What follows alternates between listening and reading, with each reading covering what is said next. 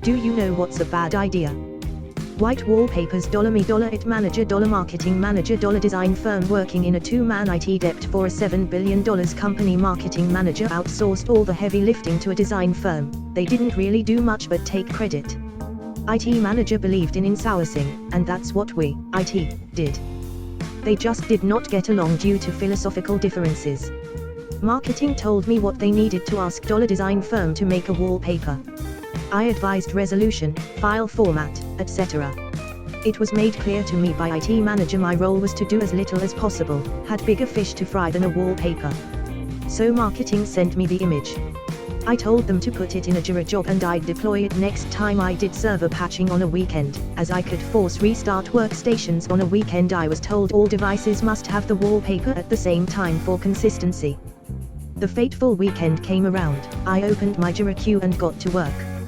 I deployed the wallpaper, knowing it would take a bit of time to get deployed around all the workstations. After it was deployed, I realized the wallpaper was predominantly white. Do you know what else is white on a desktop? All the text on desktop icons. Fuckety fuckety fuckety fuckety. Called marketing manager, no surprise she didn't answer, once again heavy lifting outsourced. Called IT manager, explained what happened. So you deployed the wallpaper, that marketing manager said must be done at the same time. You called marketing manager and she didn't answer. Not much else you can do. Just email me and Big Boss to cover your ass and we will direct all tickets to marketing on Monday. I could hear the glee in his voice. On Monday, marketing got a lot of tickets.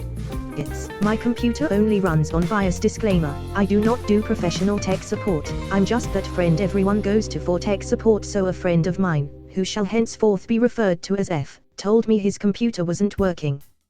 The conversation then went something like this: me, is it Mac OS or Windows? F, BIOS. Me, do you mean iOS or maybe BOS? F, no, I mean BIOS. Do you really think I don't know my own operating system? Me, visibly confused.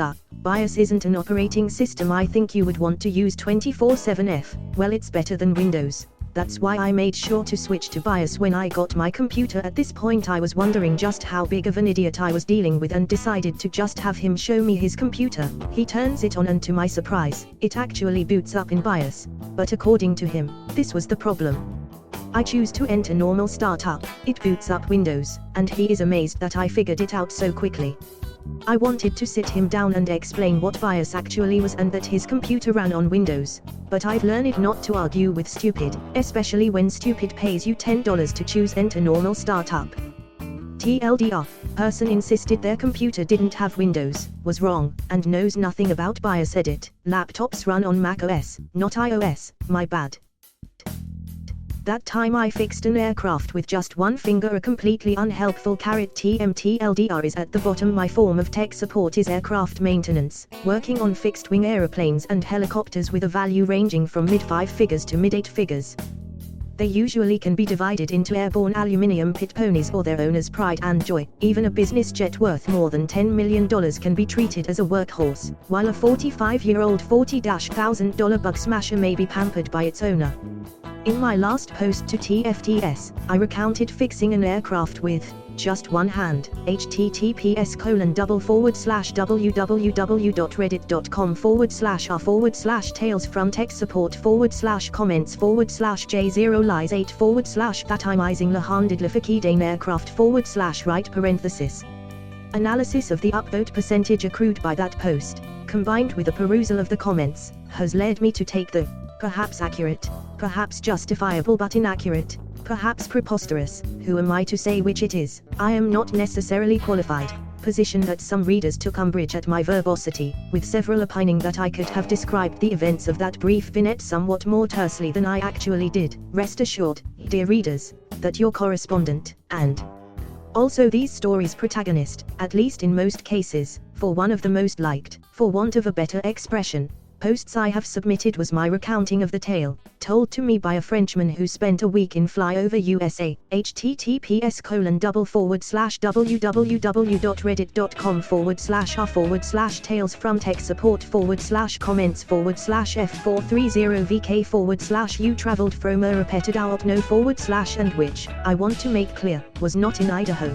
Bumfuck. Idaho is just an expression used among several people of my acquaintance to denote a place that doesn't see many visitors, so there is that. Has heeded your criticisms, I undertake that, where once I may have been tempted to make a single long, difficult to read sentence as if I am being paid to write by the word or am endeavoring to create something for the American market replete with exposition others would find superfluous, I shall aim for pith, I shall be laconic rather than loquacious, I will not be garrulous, but rather shall strive for taciturnity, I will boldly state the bare facts. Where once I might have employed a, shall we say baroque, writing style, I shan't make cryptic to some and obscure to many a reader references as has been sometimes my wont, but rather, unlike Robert Underdunk to Williger Jr., aim for clarity just like Mr. Odwin in the Watershed Retirement Home does, for who knows, maybe not doing so will result in me being one of the first up against the wall when the revolution comes, awaiting summary execution with all the mindless jerks from marketing and NBSB. I think I have burned enough ants with a magnifying glass. https://www.reddit.com/r/comments/r/J0Lies8//Thatimizing-the-Handed-Lefiki-Day-Aircraft/G74 of 6W// Context = 3. Now, onto the story. And NBSB, the events I describe here took place last year. This story begins with my looking at the work package for an aircraft that had just been towed inside the hangar for a maintenance visit. The work package is a ring binder full of paperwork laying out what maintenance is to be done and some of the information we engineers need to follow in order to perform said maintenance. It never has everything we need in it. One of the work orders, woes, in the work package said copilot screen blank. This is verbatim. For the purposes of this post I looked up the woe in the computerized maintenance records system that was designed for my employer and which was implemented about a dozen years ago, several years late and several 100% over budget. What is this screen you speak of? I hear you say. To quote Dean from The Curiosity Show, https://en.wikipedia.org/wiki/The Curiosity Show I'm glad you asked. The screen is part of the aircraft's electronic flight instrument system, EFIS, pronounced EFIS, because in aviation we love to convert our acronyms into words. This is a suite of processors and electronic displays that is found in most modern aircraft, which has taken the place of all the mechanical instruments that used to present all of the information to the pilots. Wikipedia article, https://en.wikipedia.org/wiki/electronic flight instrument system Fun fact, many helicopters have a tuft of string attached outside the front of the windscreen. This is to show the pilot whether the helicopter is flying straight or yawing. But I digress. A single EFIS primary flight display, PFD, now might have all of the information previously presented by a dozen or more separate steam-driven instruments and indicators. In the old days, EFIS systems had small breathtakingly expensive CRT displays, nowadays they have small breathtakingly expensive LCD displays. Anywho, as I am sure many of you have experienced in your respective IT careers, with your receipt of trouble tickets such as printer won't print or computer broken, I was left wanting more details. As I am sure many of you have experienced in your respective IT careers, more details were unavailable, because the user, in this case the pilot, was now no longer at his workstation. A replacement PFD, if needed, would have to be shipped from overseas and would cost more than 10 Northern Hemisphere kilometers, which would translate to even more Southern Hemisphere kilometers, due to the international currency trade, so it was important that I figure out what was wrong sooner rather than later. To this end, I entered the aircraft and powered it up. As the avionics systems initialized, I noticed that I could see information on the copilot PFD, but the display was very dim. I extended my right index finger and pressed the rocker switch in the corner of the display bezel, and the screen became fully bright. I pressed the rocker the other way and the screen returned to its erstwhile dim state. I pressed the rocker a third time until the screen was fully bright again, then I shut down power and exited the aircraft. The time elapsed between turning power on and turning it off again was about 2 minutes. The PFD was only visible to me because the aircraft was inside the hangar and it was consequently quite dark in the cockpit. If the aircraft had been outside in full sunlight, the display screen would be too dim to see anything. And NBSB, this is the fun part, for values of fun that include fucking tedious and irritating. Once a woe is created in the computerized maintenance record system I mentioned earlier, it cannot be deleted.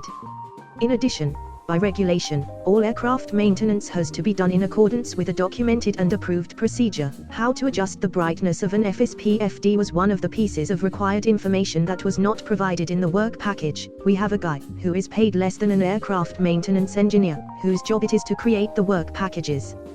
So, I then spent almost half an hour looking for something that told me how to press the rocker switch to brighten or dim the display. There was nothing in the aircraft maintenance manual, but I eventually found the requisite information, a single sentence in several hundred pages comprising the system's pilot's operating guide.